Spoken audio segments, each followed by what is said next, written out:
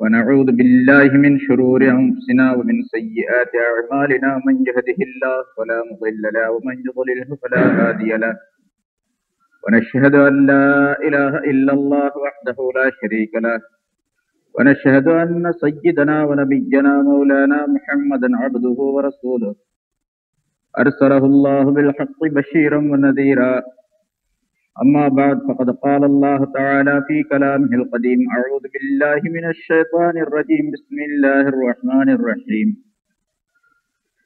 إن هذا لهو القصص الحق وما من إله إلا الله وإن الله لهو العزيز الحكيم فإن تولوا فإن الله عليم بالمفسدين قل يا أهل الكتاب تعالوا إلى كلمة سواء بيننا وبينكم ألا نعبد إلا الله ولا نشرك به شيئا ولا يتخذ بعضنا بعضا أربابا من دون الله فإن تولوا فقولوا اشهدوا بأننا مسلمون. கண்ணியத்திற்குரிய பெரியோர்களே, சகோதரர்களே, அல்லாஹு தஆலாவுடைய கிருபையால் 258வது வாரமாக தஃப்சீருடைய இந்த தொடர் பயான் இப்பொழுது ஆரம்பிக்கப்படுகிறது. சென்ற வாரம் சொல்லப்பட்ட ஆயத்தில் நபி ஈசா அலைஹிஸ்ஸலாம் அவர்கள் சம்பந்தமாக கிறிஸ்தவர்கள் ரசூலுல்லாஹி ஸல்லல்லாஹு அலைஹி வஸல்லம் அவர்களிடத்தில் தர்க்கம் செய்தார்கள். அல்லாஹ் தஆலா இறக்கி வைத்த ஆயத்தின்படி ஈசா அலைஹிஸ்ஸலாம் அவர்களை பற்றி உள்ள உண்மையான கருத்துக்களை நபி அவர்கள் சொல்லி காட்டிய நேரத்தில் அதை எதையுமே அவர்கள் ஏற்றுக்கொள்ளவில்லை. கடைசியாக அவர்களுடைய அந்த வாதங்களை முறியடிப்பதற்காக வேண்டியும் வீண் பேச்சுக்களை விட்டும் நீங்கிக் கொள்வதற்காக வேண்டியும் அல்லாஹ் தஆலா அந்த கிறிஸ்தவர்களிடத்தில் இப்படி சொல்லுமாறு கட்டளையிட்டான்.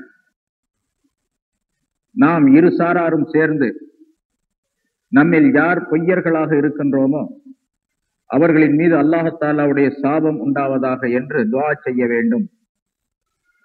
அதற்காக வேண்டி நம்மிலே உள்ள ஆண்களையும் பெண்களையும் ஒன்றாக அழைத்து எல்லோரும் ஒன்றாக கூடி இப்படி துஆ செய்ய வேண்டும் என்பதாக அல்லாஹ் தஆலா ரசூலுல்லாஹி ஸல்லல்லாஹு அலைஹி வஸல்லம் அவர்களுக்கு கட்டளையிட்டான். அப்படி துஆ செய்வதற்கு அவர்கள் ஒப்புக்கொள்ளவில்லை. மறுத்து அதை ஏற்றுக்கொள்ளாமல், நாங்கள் உங்களுக்கு ஜிஸ்யா என்ற வரியை கொடுக்கின்றோம், ஆகவே நீங்கள் சொல்லக்கூடிய இந்த துஆவுக்கு நாங்கள்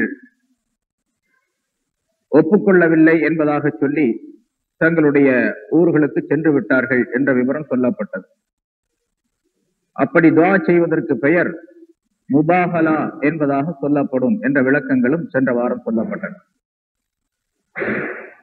பிறகு அல்லாஹ் தஆலா சொல்லுகின்றான், இன்ன ஹாதா லஹுவல் கஸஸுல் ஹக், நிச்சயமாக இந்த விஷயம் ஈசா அலைஹிஸ்ஸலாம் அவர்கள் சம்பந்தமாக நாம் மேலே சொல்லிய இந்த விஷயங்கள் அனைத்தும் இதுதான் உண்மையான சம்பவம். ஈசா அலைஹிஸ்ஸலாம் அவர்கள் கிறிஸ்தவர்கள் சொல்லுவதை போன்று, நசாராக்கள் சொல்லுவதை போன்று அவர் வணங்க தகுதியானவராகவோ அல்லது அவர்கள் சொல்லுவதை போன்று அல்லாஹுடைய குமாரனாகவோ பரிசுத்த ஆவியாகவோ அவர் கிடையாது. அல்லாஹ் ஈசா அலைஹிஸ்ஸலாம் அவர்களை பற்றி எப்படி சொல்லி காட்டினானோ அதே தன்மை உடையவர் தான் அவர். அல்லாஹுடைய அடியாரும் அல்லாஹுடைய தூதருமாக அவர் இருக்கின்றார் என்பதுதான் உண்மையான பேச்சு.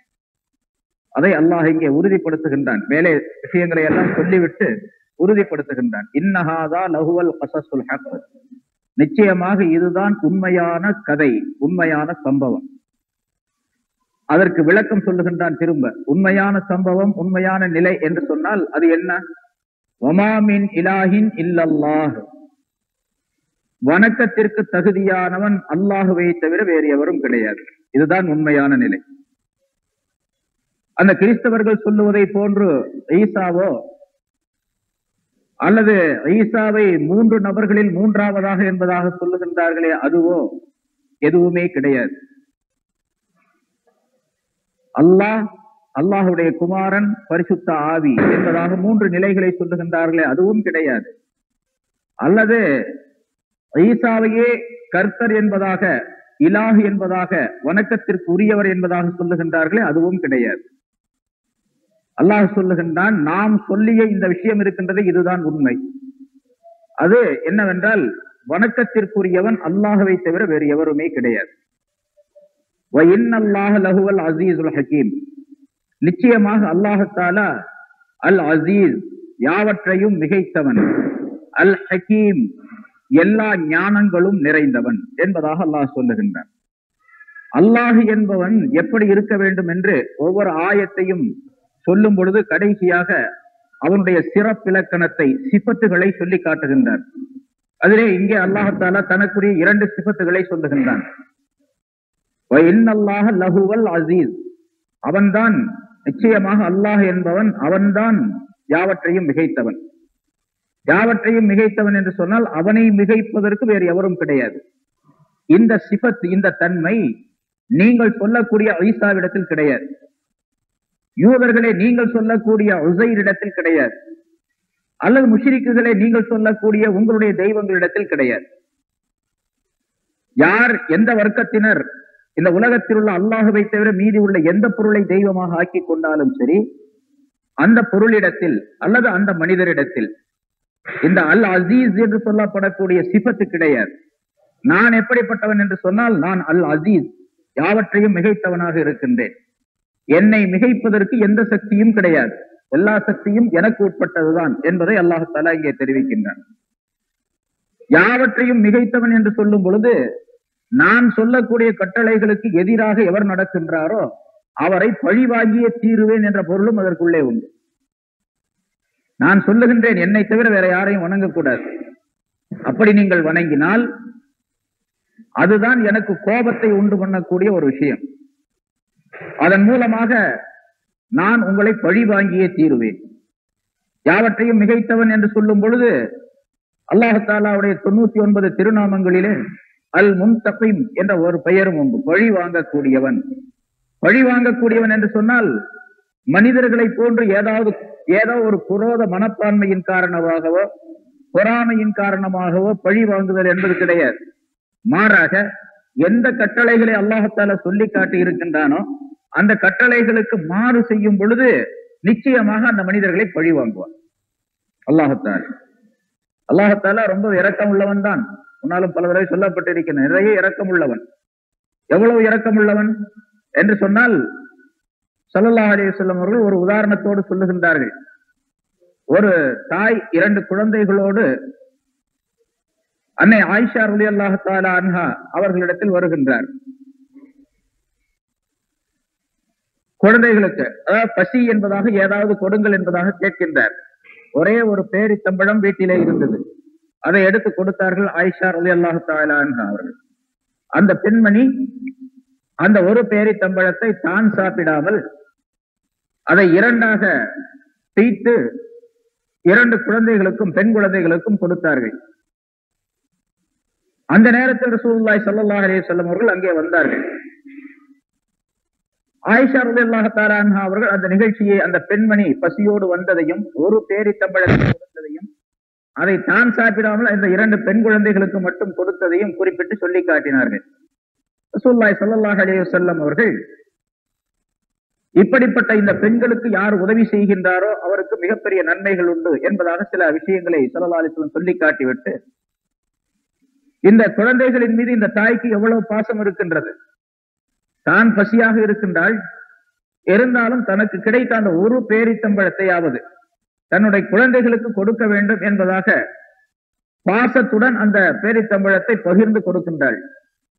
ஆயிஷாவே, இந்த பெண்மணி இந்த குழந்தைகளை நெருப்பிலே போட்டு எரிப்பதற்கு சம்மதிப்பாளா என்பதாக கேட்கின்றார்கள். யார சொல்ல அதை எப்படி சம்மதிப்பாங்க? ஒரு பேரிச்சம்பளம் கிடைச்சா 2 பேர்த்துக்கும் பங்கு போட்டு கொடுக்கக்கூடிய இந்த தாய் நெருப்புல போடுறதுக்கு எப்படி சம்மதிப்பான்? சம்மதிக்க மாட்டார் என்று சொன்னார்கள். ஸல்லல்லாஹு அலைஹி வஸல்லம் சொன்னார்கள், இந்த தாய் இந்த குழந்தைகளின் மீது எவ்வளவு பாசம் உள்ளவளாக இருக்கின்றாளோ இதைவிட பல மடங்கு அதிகமாக அடியார்கள் மீது அல்லாஹ் பாசம் உள்ளவனாக இருக்கின்றான் என்பதாக உதாரணத்தோடு சொல்லி காட்டினார்கள். அல்லாஹ் நிறைய பாசம் உள்ளவன் தான்.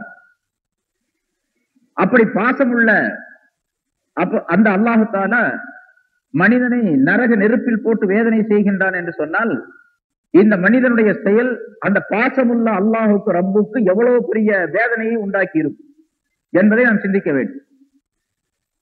அதனால்தான் இன்னொரு சம்பவத்திலே சொல்லப்பட்டு இருக்கின்றது, ஒரு பெண்மணி ஒரு குழந்தையை கொண்டு வந்து ஸல்லல்லாஹு அலைஹி வஸல்லம் அவர்களிடத்தில் கேட்கின்றார், யா ரசூலல்லாஹ், என்னுடைய குழந்தையை நான் நெருப்பிலே போட்டு எரிப்பதற்கு சம்மதிப்பேனா?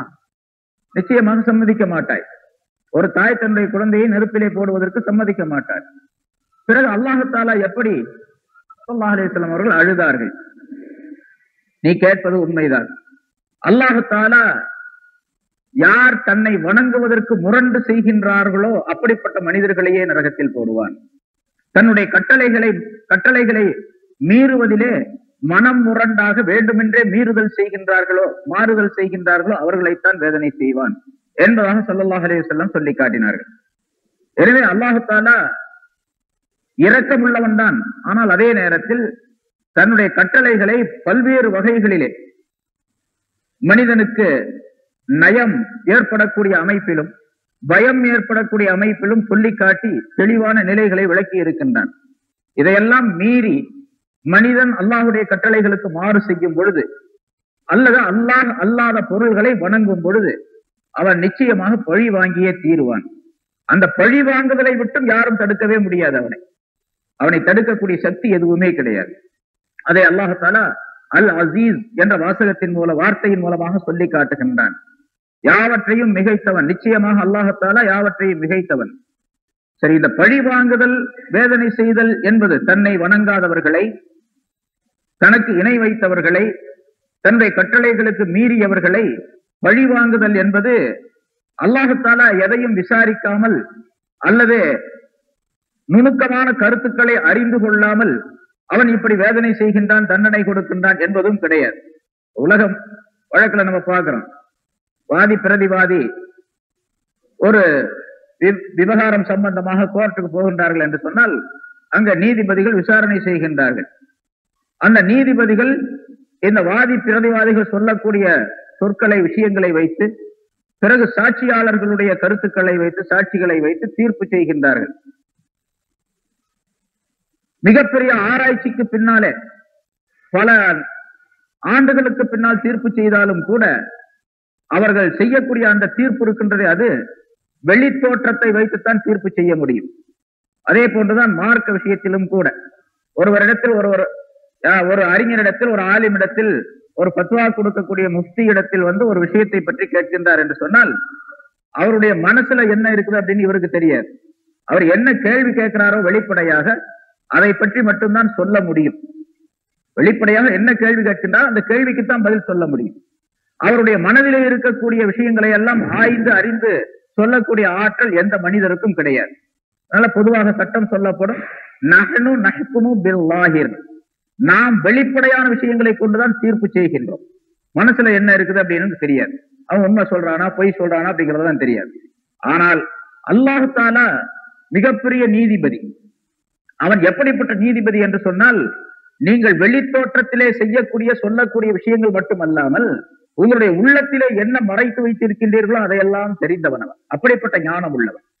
எனவே உங்களுடைய உள்ளங்களிலே இருக்கக்கூடிய விஷயங்களை நீங்கள் வெளிப்படுத்தினாலும் சரி, வெளிப்படுத்தாவிட்டாலும் சரி, அதையெல்லாம் அறிந்துதான் அல்லாஹ் தஆலா தீர்ப்பு செய்து உங்களுக்கு தண்டனையை கொடுப்பான் அல்லது நன்மையை கொடுப்பான், சொர்க்கத்தை கொடுப்பான் அல்லது நரகத்தை கொடுப்பான். அப்படிப்பட்ட ஹக்கீம் அவன், ஞானம் உள்ளவன். அல் ஹக்கீம். நீங்கள் சொல்லக்கூடிய ஈசா இருக்கின்றாரே, நாங்கள் ஈசாவைத்தான் வணங்குவோம், ஈசா எங்களுக்கு தெய்வம், ஈசா அல்லாஹ்வுடைய மகன் என்பதாக சொல்லுகின்றீர்களே, அந்த ஈசாவுக்கு இந்த தன்மை கிடையாது, ஹக்கீம் என்ற தன்மை கிடையாது. எல்லாவற்றையும் அறிந்து கொள்ளக்கூடிய ஞானம் அவருக்கு கிடையாது. இங்கே அல்லாஹ் தஆலா ஈசா அலைஹிஸ்ஸலாம் அவர்களுடைய சம்பவத்தை சொல்லி காட்டி அந்த கிறிஸ்தவர்களுக்கு ஒரு முடிவை ஏற்படுத்தி முபாஹலா என்பதற்கு நீங்கள் வாருங்கள், துஆ செய்வோம் அப்படின்னு சொல்லி அல்லாஹ் அவர்களுடைய கருத்துக்களை, அவர்களுடைய பேச்சை, அவருடைய வாயை அடக்கி அடக்கி அதற்கு பின்னால் இந்த சம்பவம் தான் நான் சொல்லி இந்த சம்பவம் தான் உண்மையானது, வணக்கத்திற்கு தகுதியானவன் அல்லாஹ்வை தவிர வேறு எவரும் இல்லை என்று சொல்லி காட்டிவிட்டு அல்லாஹ் என்பவன் எப்படிப்பட்டவனாக இருக்க வேண்டும் என்ற 2 விஷயங்களை அல்லாஹ் இங்கே சொல்லி காட்டுகின்றான்.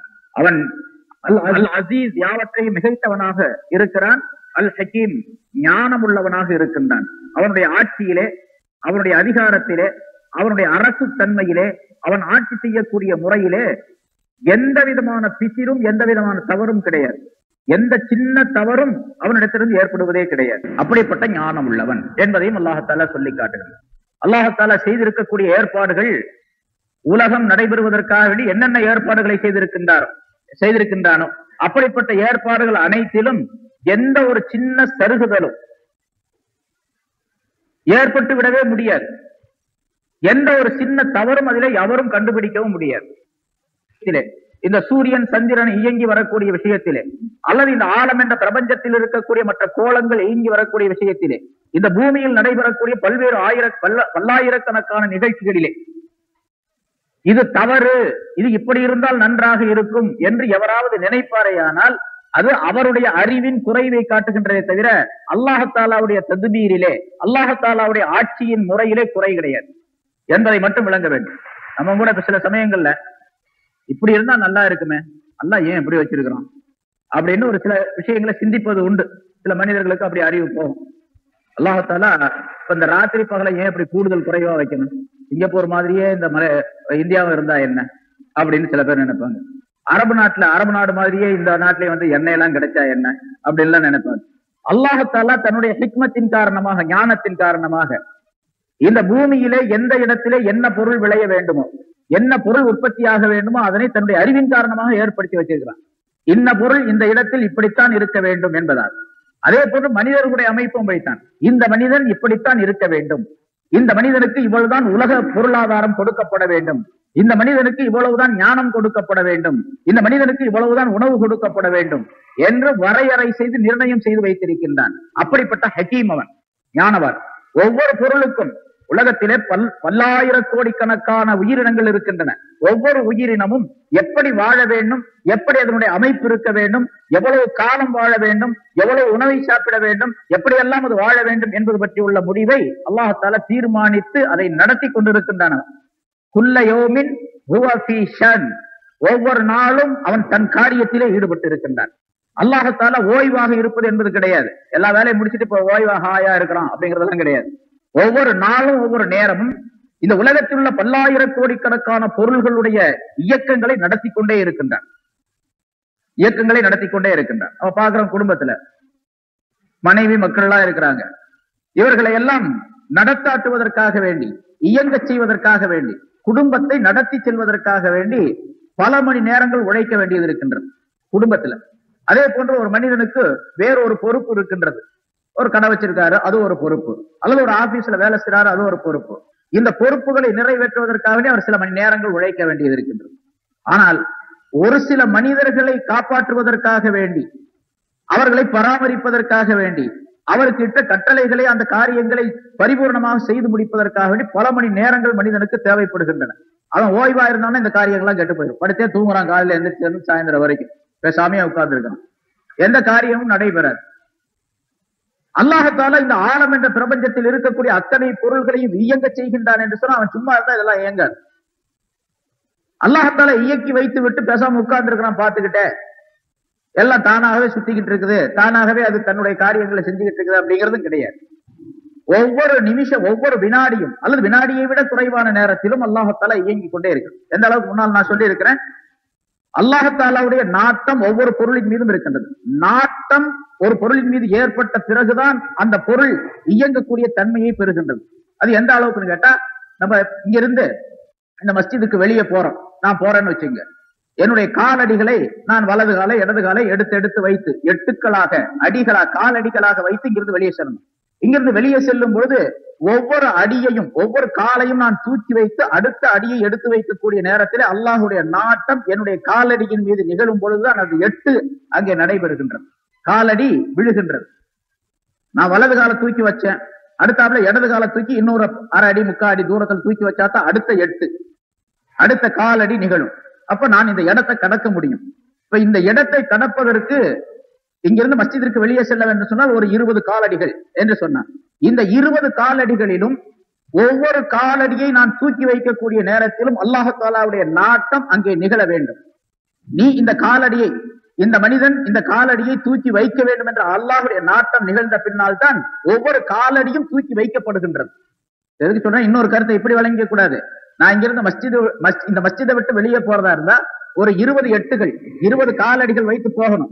அல்லாஹ் தஆலா டோட்டலாக இவன் 20 காலடிகளை எடுத்து வைத்து இந்த மஸ்ஜிதை விட்டு வெளியே போய் விடுவான் அப்படின்னு என்னுடைய விஷயத்துல மொத்தமாக நாடுவது என்பது கிடையாது. அவருடைய நாட்டம் டோட்டலாக ஏற்படுவது கிடையாது. ஒவ்வொரு காலடிக்கும் அல்லாஹ்வுடைய நாட்டம் ஏற்படுது. ஒரு காலை தூக்கி வச்சு அடுத்த காலை தூக்கி வைக்கக்கூடிய நேரத்தில் இவன் தூக்கி வைக்க கூடாது என்ற அல்லாஹ் தஆலாவுடைய நாட்டம் ஏற்பட்டு அந்த இடத்துல விழுந்தேன், மையத்தாயிட்டேன். அல்லாஹ்வுடைய நாட்டம் 2வது காலடியின் மீது ஏற்படல, அந்த இடத்துல நான் விழுந்துட்டேன் கீழே. ஏன்னு கேட்டா அல்லாஹ்வுடைய நாட்டம் நிகழ்ந்தான் தான் அந்த காலை தூக்கி வைக்க முடியும். தூக்கின காலை கீழே வைக்க முடியும், கீழே வச்ச காலை தூக்க முடியும். ஒவ்வொரு எட்டிலும் அல்லாஹ்வுடைய நாட்டம் சார்ந்து இருக்கின்றது. அப்படிப்பட்ட ஞானம் உள்ளவன். அல்லாஹ் தஆலாவுடைய ஞானம் எவ்வளவு இருந்தால் இது ஒரு மனிதனுடைய விஷயத்திலே, இது போன்று இந்த ஆலம் என்ற பிரபஞ்சத்திற்குள்ளே இருக்கக்கூடிய பல்லாயிரம் கோடிக்கணக்கான பொருள்கள், பல்லாயிரம் கோடிக்கணக்கான உயிரினங்கள், இவை ஒவ்வொன்றுடைய இயக்கத்திற்கும் அல்லாஹ் தஆலாவுடைய நாட்டம் தேவை. அப்படியானால் அவன் எவ்வளவு பெரிய ஹக்கீமா இருக்கணும், எவ்வளவு பெரிய ஞானம் உள்ளவனா இருக்கு. அதை அல்லாஹ் தஆலா சொல்லி காட்டி, நீங்க சொல்லக்கூடிய தெய்வம் இருக்கின்றதே, ஈசாவோ உஸைரோ அல்லது முஷ்ரிக்குகளே, நீங்கள் சொல்லக்கூடிய தெய்வங்கள், எனக்கு எத்தனை ஆயிரக்கணக்கான தெய்வங்களை வச்சு வணங்குறாங்க. ஆயிரக்கணக்கான பார்த்ததுல எல்லாமே தெய்வம் தான். எதுவுமே தெய்வத்தை விட்டு காலியானது நீங்கியது எதுவுமே கிடையாது. முஷ்ரிக்குகளுக்கு எல்லாமே தெய்வம் தான். தெய்வம் இல்லாத எந்த பொருள் தாங்க இருக்குது. எறும்பை பிடிச்சா அதுவும் தெய்வம் தான், பூச்சி ஈய பிடிச்சா அதுவும் தெய்வம் தான், இந்த டேபிள் எடுத்துக்கிட்டா அதுவும் தெய்வம் தான். எல்லாமே தெய்வம். தெய்வத்தை விட்டு காலியானது எதுவுமே கிடையாது. மரம், மட்டை, கல்லு, கரடு, புழு, பூச்சி, பாம்பு, பல்லி எல்லாமே தெய்வம் தான். இப்ப இந்த மாதிரி இவர்கள் சொல்லக்கூடிய இந்த தெய்வங்களுக்கு எந்த விதமான ஆற்றலும் கிடையாது, எந்த விதமான ஞானமும் கிடையாது என்பதை அல்லாஹ் தஆலா இங்கே சொல்லி காட்டுகின்றார்.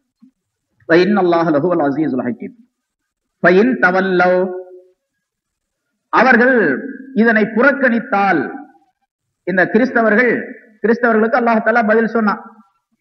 ஸல்லல்லாஹு அலைஹி வஸல்லம் சொல்லி காட்டினார்கள், உங்களுக்கு சந்தேகம் இருந்துச்சுன்னா வேணா முபாஹலா செய்யலாம், வாங்க 2 பேரும் உட்கார்ந்து 2 கூட்டத்தாரும் உட்கார்ந்து துஆ செய்வோம். யார் பொய்யர்களாக இருக்கின்றார்களோ அவர் மீது அல்லாஹ்வுடைய லானத்து உண்டாவதாக அப்படின்னு சொல்லுவோம் என்று ஸல்லல்லாஹு அலைஹி வஸல்லம் கூப்பிட்டாங்க. போன வாரம் சொல்லப்பட்ட இந்த விளக்கங்கள்.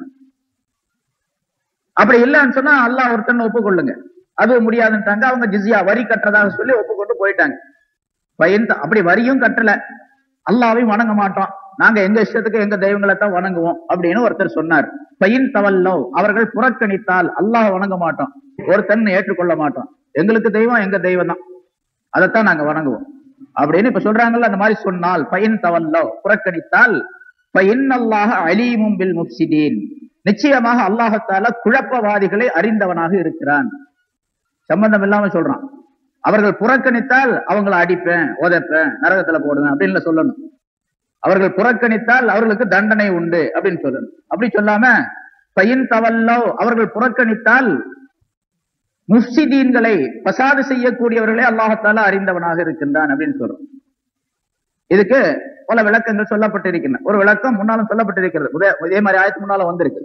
அவர்கள் புறக்கணித்தால், இந்த புறக்கணிக்கக்கூடியவர்கள் அனைவரும், அல்லாஹ்வை வணங்க மாட்டேன் என்று புறக்கணிக்கக்கூடியவர்கள் அனைவரும், அல்லது வேறு தெய்வங்களை வணங்கக்கூடியவர்கள் அனைவரும், யாராக இருந்தாலும் சரி, கிறிஸ்தவர்களோ யூதர்களோ அல்லது முஷ்ரிக்குகளோ, இந்த உலகத்துல யார முஸ்லிம்களை தவிர அல்லாஹ்வை வணங்கக்கூடிய மனிதர்களை தவிர மீதி எல்லாரும் அவர்கள் புறக்கணித்தால், அப்படி புறக்கணிக்கக்கூடியவர்கள் பசாது செய்யக்கூடியவர்கள் இந்த உலகத்துல, அவங்கள அல்லாஹ் தஆலா தெரிஞ்சு வச்சிருக்கிறான்.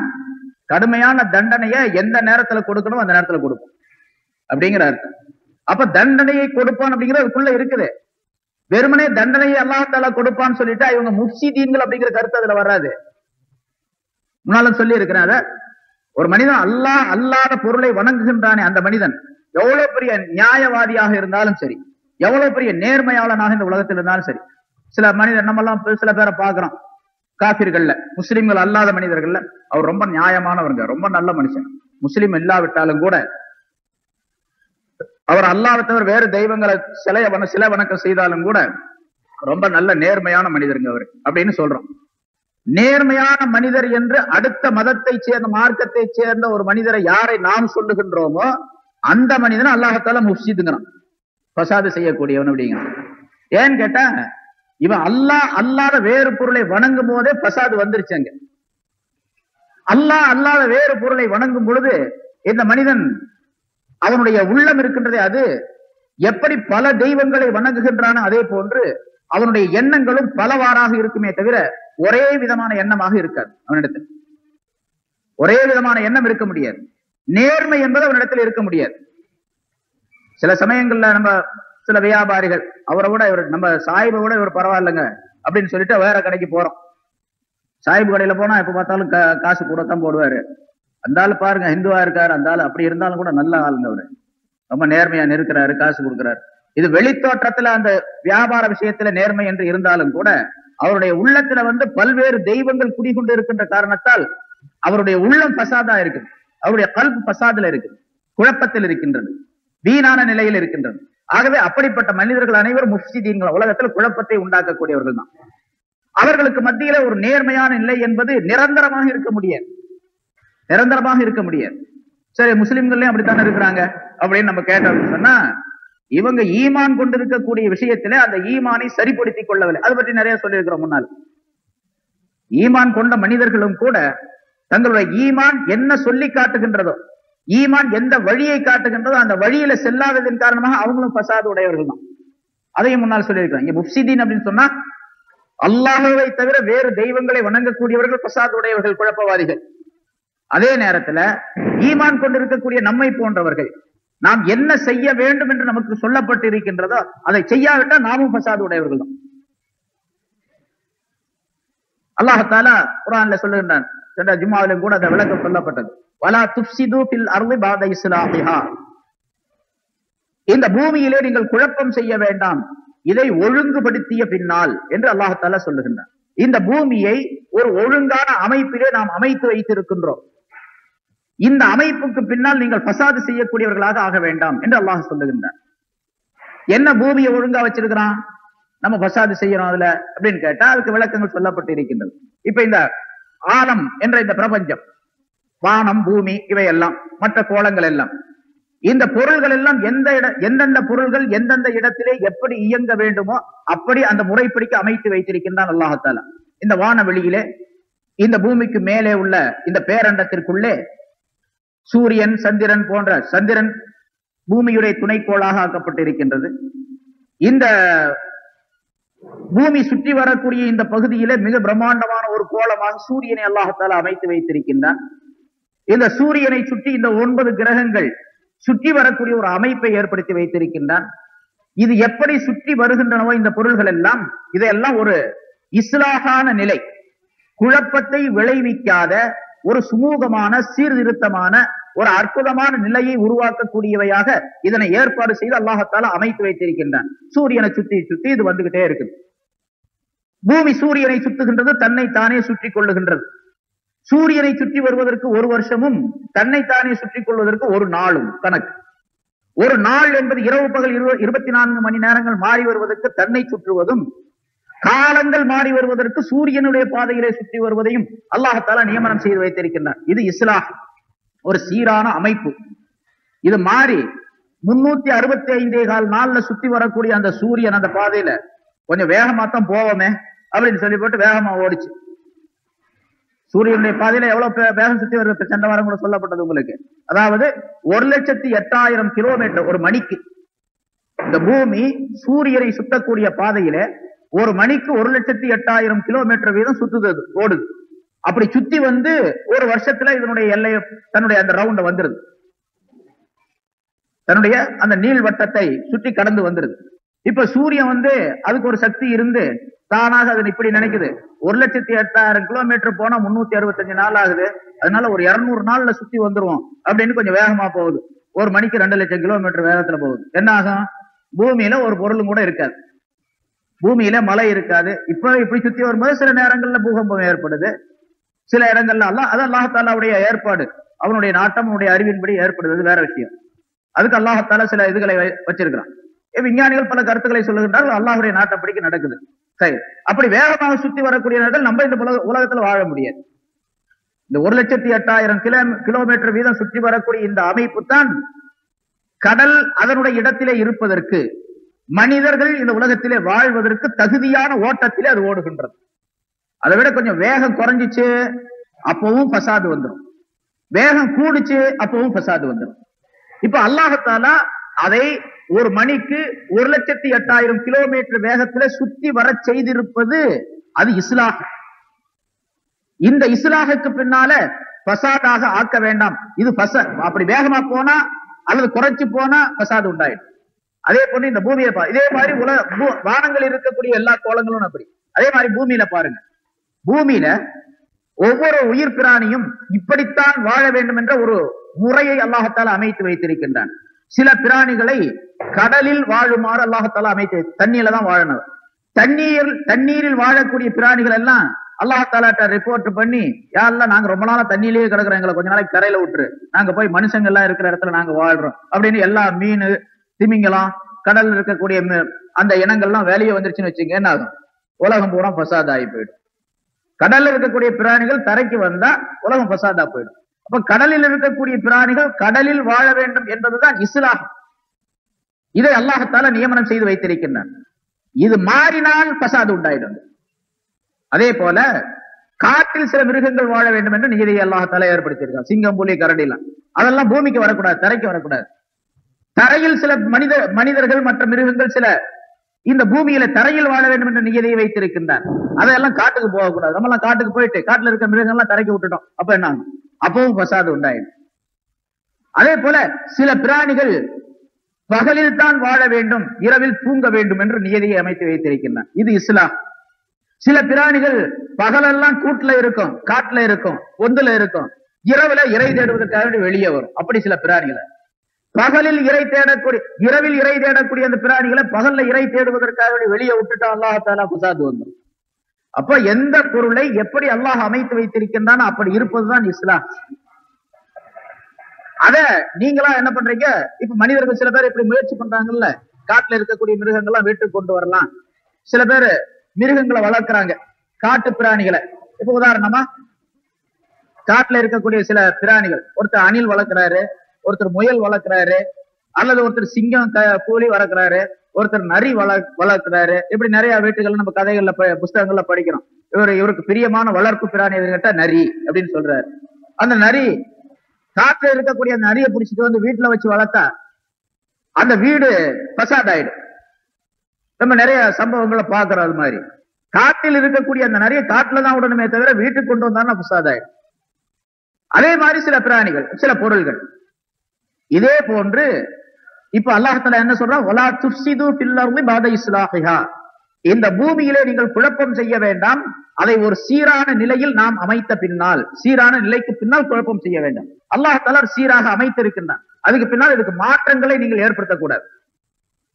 மனிதர்கள்லாம் நாங்கெல்லாம் போய் காட்டுல வாழ போறோம், காட்டுல இருக்கக்கூடிய மிருகங்கள்லாம் தரைக்கு கொண்டு வந்துருவோம், புருஷவாக்கத்தை கொண்டாந்து விட்டுட்டு நாங்கெல்லாம் காட்டுக்கு போயிடுறோம் அப்படின்னு சொன்னா அது பசாது உண்டாக்கிடும்.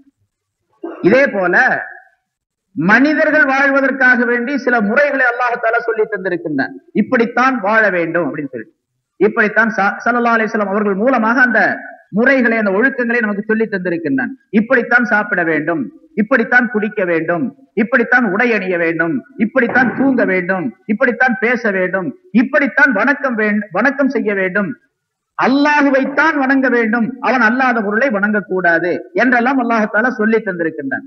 இந்த சொல்லி தந்த முறைகள் அனைத்தும் இஸ்லாம், சீர்திருத்தமான ஒழுக்கமான முறை. இதுக்கு மாற்றம் செஞ்சா பசாது வரும். அல்லாஹ்தாலா தொழுமாறு கட்டளையிட்டு இருக்கின்றான். ஒரு மனிதன் தொழாவிட்டால் அவன் பசாது செய்கிறான்னு அர்த்தம். தொழாத மனிதன் பசாது செய்கிறான். ஜகாத்து கொடுக்கும்படியாக சொல்லி இருக்கின்றான். உரியவர்கள் ஜகாத்து கொடுக்கலன்னா பசாது செய்கிறார் அப்படின்னு அர்த்தம். பொய் பேசாதே என்று அல்லாஹ் சொல்லுகின்றான். பொய் பேசினால் பசாது செய்கிறார்னு அர்த்தம். பொய் பேசாதே என்பது இஸ்லாஹ, பொய் பேசுவது பசாது. அளவு நிறுவையிலே குறைவு செய்யாதே அப்படிங்கிறது இஸ்லாஹ. அளவு நிறுவையிலே குறைவு செய்தால் அது ஃபசாது. இப்படி எல்லா விஷயங்களையும் எடுத்துக்கொள்ளலாம். கலப்படம் செய்யாதே என்று அல்லாஹ் தஆலா சொல்லி இருப்பது இஸ்லாஹ், ஒரு சீர்திருத்தமான இல்லை. கலப்படம் செய்வது ஃபசாது. ஹராமான பொருளை சம்பாதிக்காதே என்பது இஸ்லாஹ், ஹராமாக சம்பாதிப்பது ஃபசாது. இப்படி எத்தனை வகைகள் இருக்கின்றனவோ அவை அனைத்தையும் அல்லாஹ் தஆலா இஸ்லாஹாக அமைத்து வைத்திருக்கின்றான். அதுக்கு மாற்றம் செஞ்சா அது ஃபசாத். இப்போ இங்க அல்லாஹ் தஆலா சொல்லுகின்றான், பைன் தவல்லோ பைன் அல்லாஹ் அலீமும் பில் முஃப்ஸிதீன். அவர்கள் புறக்கணித்தால் அல்லாஹ் தஆலா முஃப்ஸிதீன்களை, ஃபசாத் செய்யக்கூடியவர்களை, குழப்பம் செய்யக்கூடியவர்களை அறிந்தவராக இருக்கின்றான். அல்லாஹ்வை விட்டு விட்டு வேறு தெய்வங்களை வணங்கினால் அவர்கள் ஃபசாத் உடையவர்கள், குழப்பவாதிகள், அவர்களை எல்லாம் அல்லாஹ் தஆலா தெரிஞ்சு வச்சிருக்கான் அப்படின்ட்டு முஸ்லிம்கள் அல்லாதவர்கள், அல்லாஹ்வை ஏற்றுக்கொள்ளாத மனிதர்களுக்கு அல்லாஹ் தஆலா சொல்றான். இதே போன்றுதான் அல்லாஹ்வை ஏற்றுக்கொண்ட நமக்கு அல்லாஹ் தஆலா என்ன சொல்லுகின்றான் என்று சொன்னால், அந்த ஆயத்துல வலா துஃப்ஸிது ஃபில் அர்தி பஅத இஸ்லாஹிஹா என்ற ஆயத்துல நமக்கு அல்லாஹ் தஆலா எச்சரிக்கை செய்கின்றான். அல்லாஹ் தஆலா தன்னை வணங்க வேண்டும் என்ற நியதியை ஏற்படுத்தி, அப்படி வணங்க வேண்டும், வணங்குவதற்கு தகுதியான அல்லாஹ்வை வணங்கக்கூடிய நேரத்தில் வணங்கக்கூடிய இந்த மனிதர்கள் இப்படித்தான் வாழ வேண்டும் என்ற ஒரு நியதியை அல்லாஹ் தஆலா ஏற்படுத்தி தந்திருக்கின்றான். அந்த நியதிக்கு மாற்றம் செய்தால் அவர்கள் எல்லாம் ஃபசாது செய்கின்றார்கள் என்று பொருள். ஆக நம்மிடத்திலும் ஃபசாது வந்துவிடும். அந்த முறைக்கு மாற்றம் செய்தார், அல்லாஹ்வுடைய கட்டளைகளுக்கு மாற்றம் செய்தார், அல்லாஹ் ஏற்படுத்தி தந்த அந்த தத்பீர், ஒழுக்க முறைகளுக்கு மாற்றம் செஞ்சால் அப்பொழுது ஃபசாது ஏற்பட்டுவிடும் என்பதையும் அல்லாஹ் தஆலா இங்கே சொல்லி காட்டுகிறான். ஆக யார் ஃபசாது செய்தாலும், குழப்பம் செய்தாலும் சரி, அவர்களை அல்லாஹ் தஆலா அறிந்து வைத்திருக்கின்றான்.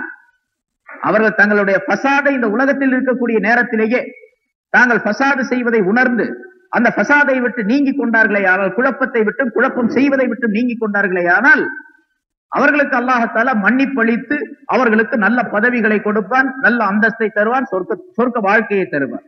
அந்த ஃபசாதிலேயே இருந்து அவர்கள் மடிந்து விடுவார்களே ஆனால், இறந்து விடுவார்களே ஆனால், அந்த ஃபசாதை தெரிந்து வைத்திருக்கின்றால் அதற்குரிய தண்டனை கிடைக்கும் என்பதையும் அல்லாஹ் தஆலா ஃபைன் அல்லாஹ் அலீமும் பில் முஃப்ஸிதீன் என்ற வாசகத்தின் மூலமாக சொல்லி காட்டுகின்றார்.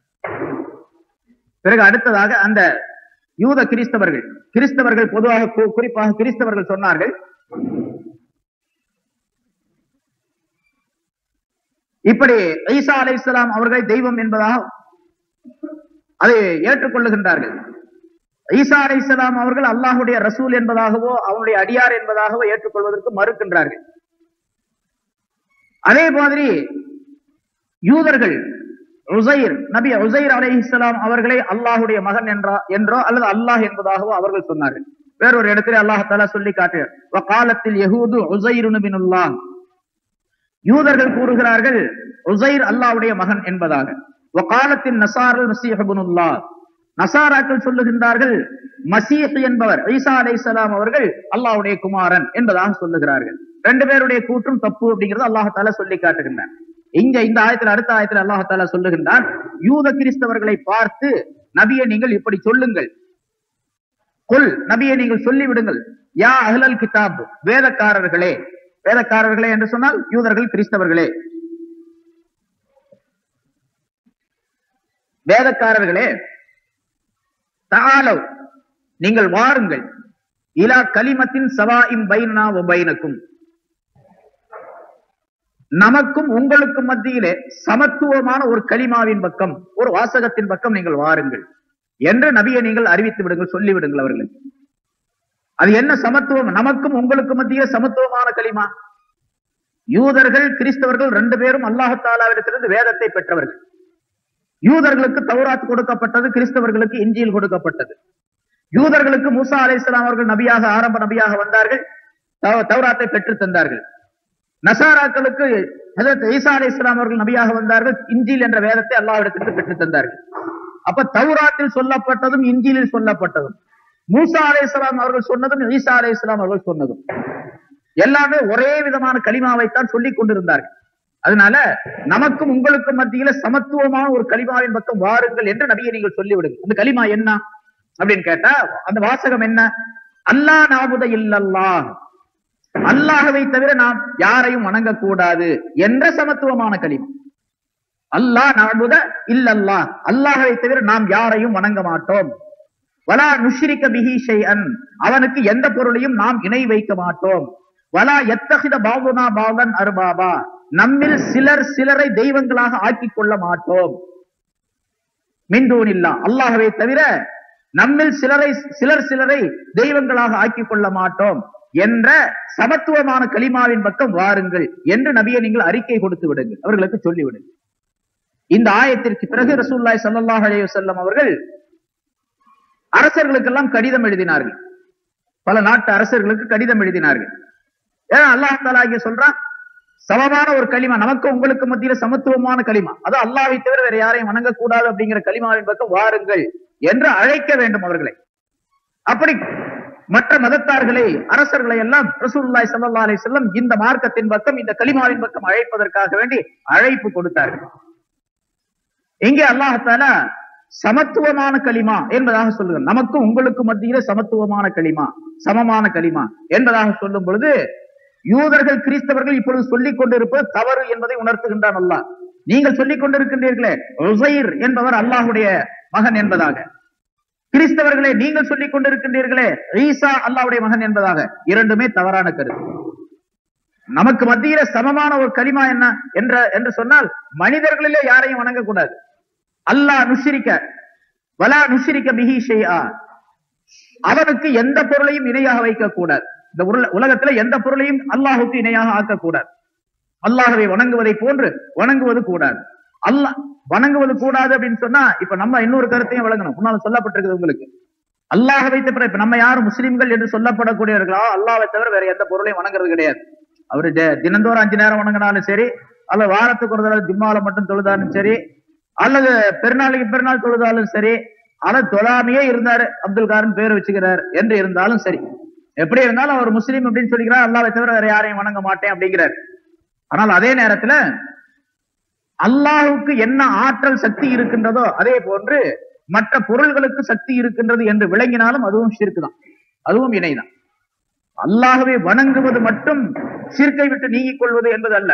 இப்ப நம்ம எல்லாம் அல்லாஹ் வணங்குறோம், தொழுகிறோம், நோன்பு வைக்கிறோம், ஜகாத் கொடுக்கிறோம், எல்லாம் செய்யறோம், நல்ல காரியங்கள்லாம் செய்யறோம்.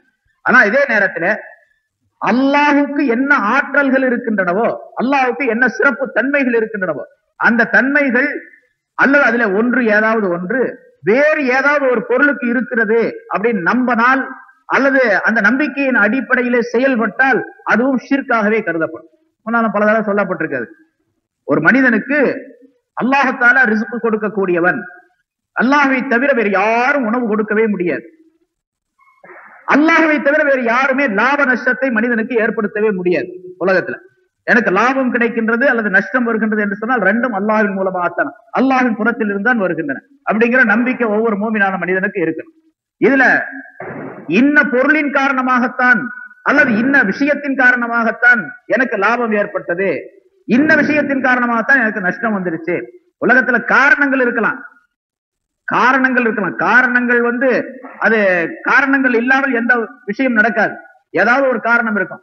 தண்ணியில அதிகமா மழையில நனைஞ்சிட்டாரு, அதனால காய்ச்சல் வந்துருச்சு. இப்ப மழையில நனைஞ்சது ஒரு காரணம், இது காரணமே தவிர காய்ச்சலை உண்டாக்கி வைக்கக்கூடிய பொருள் அல்ல. அந்த மழையில் நனைகிறது, மழையில் நனைவது.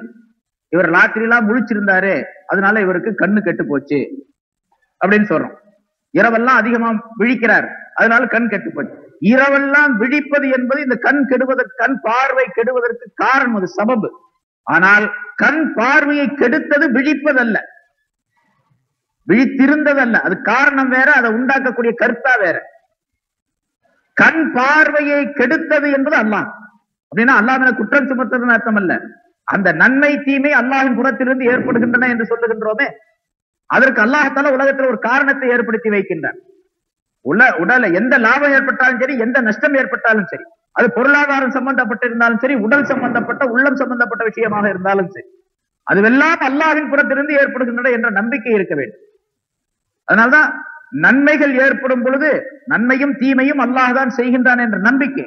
ஆனால் அதே நேரத்தில் மனிதனுக்கு ஒழுக்கம் என்னவென்று சொன்னால், நன்மைகள் ஏற்படக்கூடிய நேரத்தில் அதை அல்லாஹ்வின் பக்கம் சேர்க்கணும், தீமைகள் ஏற்படக்கூடிய நேரத்தில் அதை தன் பக்கம் சேர்த்துக் கொள்ள வேண்டும். இரண்டையுமே அல்லாஹ் தஆலா குர்ஆனிலே சொல்லித் தருகின்றான். நபியே, இந்த மனிதர்கள் இப்படி சொல்லுகின்றார்கள், நன்மை ஏற்பட்டால் அது அல்லாஹ்வின் புறத்திலிருந்து ஏற்படுகின்றன என்பதாக சொல்லுகிறார்கள். தீமை ஏற்பட்டால் இந்த நபியினாலதான் இது வந்துச்சு இந்த தீமை அப்படின்னு சொல்றாங்க. குல் குல்லும் மின் இந்தில்லாஹ், நபியை நீங்கள் சொல்லிவிடுங்கள், எல்லாமே அல்லாஹ்வின் புறத்திலிருந்து ஏற்படுபவைதான் என்று சொல்லிவிடுங்கள் என்று சொல்லிய பின்னால அல்லாஹ் தஆலா இப்படியும் சொல்லுகின்றான், அடுத்த ஆயத்துல இப்படியும் சொல்லி காட்டுகின்றான். நன்மை ஏற்பட்டால் அது அல்லாஹ்வின் புறத்திலிருந்து ஏற்படுகின்றது, தீமை ஏற்பட்டால் அது உன் புறத்திலிருந்து ஏற்படுகின்றது என்பதாக அவர்களின் மூலமாகவே ஏற்படுகின்றது என்று நபியை நீங்கள் சொல்லிவிடுங்கள் அப்படின்னு அல்லாஹ் தஆலா சொல்றான். அதாவது தீமைகள் ஏற்படக்கூடிய நேரத்திலே அந்த தீமைகளை அல்லாஹ் தஆலா தான் உருவாக்கி வைத்தாலும் சரி, மனிதனுக்கு ஒழுக்கமான நிலை என்னவென்று சொன்னால் அதை அல்லாஹ்வின் பக்கம் சேர்க்கக்கூடாது. மனிதன் தன்னின் பக்கமே அதை சேர்த்துக் கொள்ள வேண்டும். நான் இப்படி செய்தேன், அதனால் எனக்கு இந்த தீமை ஏற்பட்டது. அல்லாஹ் தஆலா காரணங்களை ஏற்படுத்தி வைக்கின்றான். ஒரு நிகழ்ச்சி நடப்பதற்கு காரணத்தை அல்லாஹ் தஆலா உண்டாக்கி வைக்கின்றான். இந்த நம்பிக்கை இருக்க வேண்டும். அப்படி இல்லாமல் அல்லாஹ்வுக்கு இருக்கக்கூடிய சக்தி அனைத்தும் அல்லது அதிலே சிலது மற்ற பொருள்களுக்கு இருக்கின்றன என்பதாக ஒரு மனிதன் நம்பினால் அதுவும் ஷிர்காக கருதப்படும். சிலை வணக்கத்தை போன்று ஒரு பெரிய ஷிர்காக இல்லாவிட்டாலும் மறைமுகமான ஷிர்காக அது ஆக்கப்படுகின்றது. அது பற்றி முன்னால சொல்லி இருக்கிற நிறைய ஷிர்க்ல இணை வைத்தல் என்பதில் 2 வகை இருக்கின்றது. ஒன்று ஷிர்க் ஜலி, வெளிப்படையான தெளிவான ஷிர்க் என்பது. மற்றொன்று ஷிர்க் ஹஃபி, மறைமுகமான ஷிர்க், இணை வைத்தல் என்பது. மறைமுகமான இணை வைத்தல் என்றால் என்ன நாயகமே என்பதாக ஸல்லல்லாஹு அலைஹி வஸல்லம் அவர்களிடத்தில் சஹாபாக்கள் கேட்ட பொழுது, அல்லாஹ்வை போன்று மற்ற இந்த உலகத்தில் இருக்கக்கூடிய பொருள்களை ஒப்பிட்டு சொல்லுவது, அல்லாஹ்வை போன்று உள்ள சக்தி மற்ற பொருள்களுக்கு இருக்கின்றது என்பதாக நம்பிக்கை கொள்வது என்பதாக ஸல்லல்லாஹு அலைஹி வஸல்லம் அவர்கள் விளக்கம் சொல்லி காட்டினார்கள். நிறைய அந்த மாதிரி முஸ்லிம்களும் கூட நிறைய அந்த மாதிரி நடக்குது.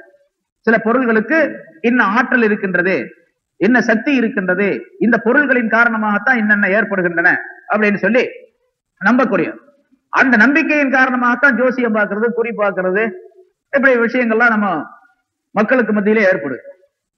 ஜோசியம் பார்க்கிறது, குறி பார்க்கிறது என்பதெல்லாம் அந்த நம்பிக்கையை உண்டாக்குது, அல்லாஹ் தஆலாவுடைய நம்பிக்கையை குறைக்குது. அதனால ஜோசியம் பார்க்கிறதோ குறி பார்க்கிறதோ அல்லது இப்ப நம்ம தமிழ்நாட்டில் சொல்வது பால் கித்தாபை பார்க்கிறது அப்படிங்கறதெல்லாம் எல்லாமே ஹராமாக ஆக்கப்பட்டு இருக்கின்றது. எதுவுமே கூடாது. பால் கித்தாப் பார்த்தாலும் சரி, மோர் கித்தாப் பார்த்தாலும் சரி, பால் கித்தாப் அது பால் அப்படிங்கறத பால் பால் அப்படின்னு ஆக்கினாங்க. பால் அப்படின்னு சொன்னா நற்சகுணம், நல்ல செய்தி அப்படின்னு அர்த்தம் இருக்கு.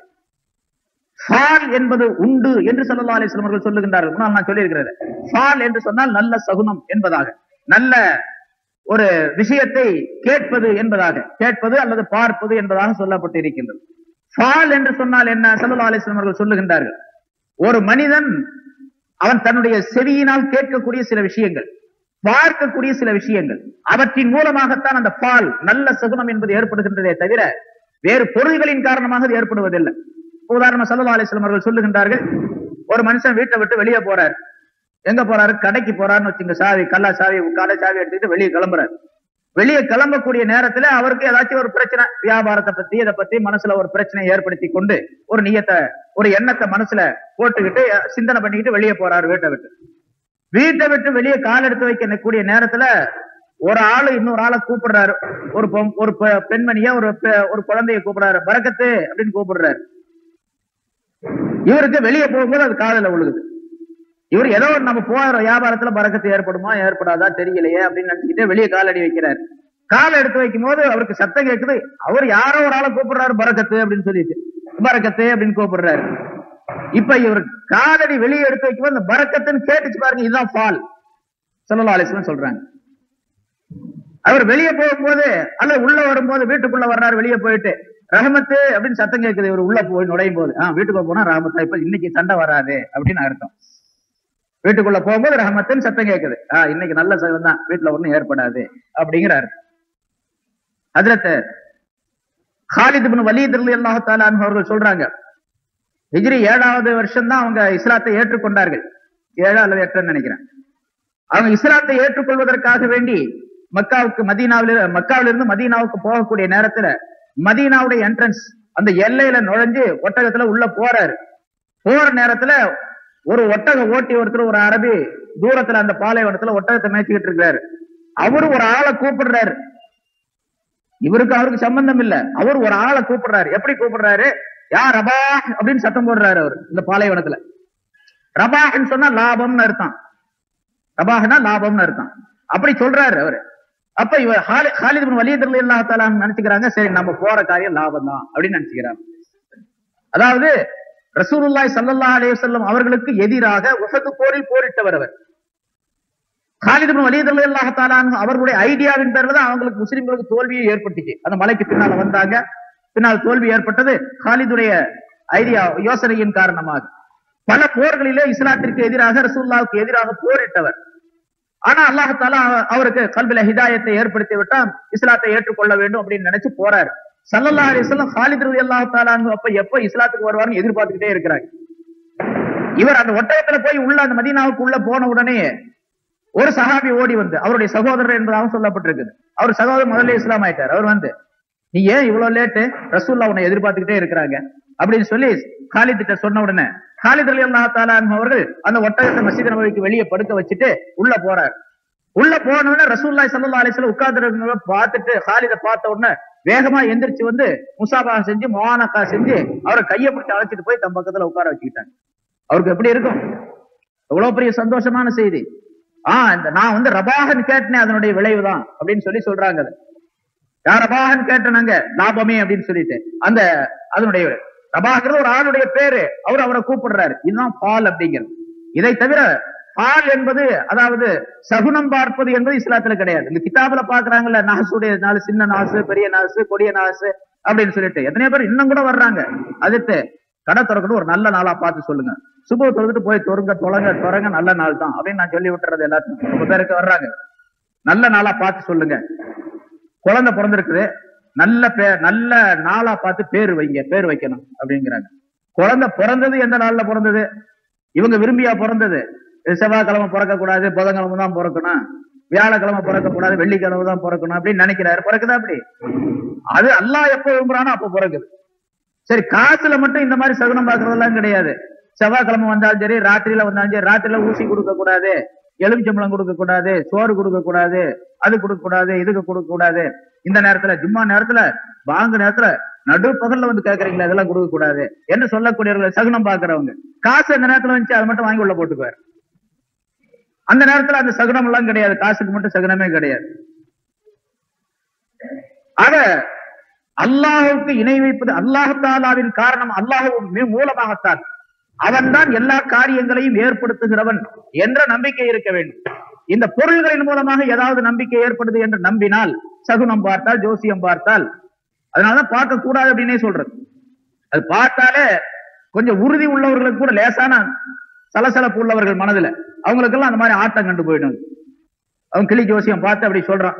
ஒருத்தன் சொன்னானா ஜோசியம் பாக்குறதுல, நம்பர் 10க்குள்ள ஒரு நம்பர் சொல்லுங்க அப்படின்னு சொல்லிட்டு, ஏன்னா 10 கட்டு வச்சிருக்கான், நம்பர் 1 2 10 நம்பர் போட்டு 10 கட்டு வச்சிருக்கான். அதுல அவனுடைய சில விஷயங்கள்லாம் எழுதி வச்சிருப்பான். 10க்குள்ள ஒரு நம்பர் சொல்றது, அதுல அவன் ஒரு 9 அப்படின்னு சொன்னா 9ஆம் நம்பர் கட்டு எடுத்து அதுல என்ன எழுதப்பட்டிருக்கு அதுதான் உன்னுடைய ஜோசியம் அப்படின்னு சொல்றது. அப்ப 2வது ஒருத்தன் அவன் 9 சொன்னா அவனுக்கு அதே ஜோசியம்.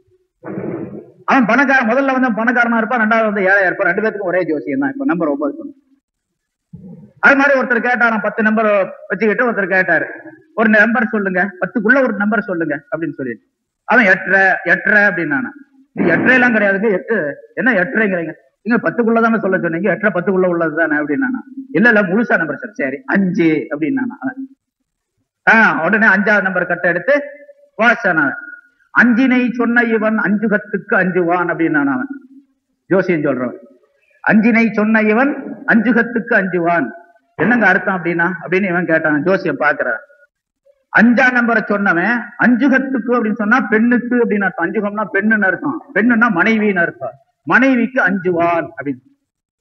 இது சரியா இல்லையா ஜோசியம் அப்படின்னா, ஏன்னு கேட்டான, 5 கத்துக்கு 5 வான் அப்படின்னு சொன்னா கல்யாணம் பண்ணவனுக்கு தான் அந்த பிரச்சனை, கல்யாணம் பண்ணாது. இப்ப எனக்கு நான் கல்யாணம் பண்ணிட்டேன், எனக்கு பரவாயில்ல, இது ஒத்து போகுது, 5 கத்துக்கு 5 வானா மனைவிக்கு பயப்படுவான் அப்படின்னு அர்த்தம்.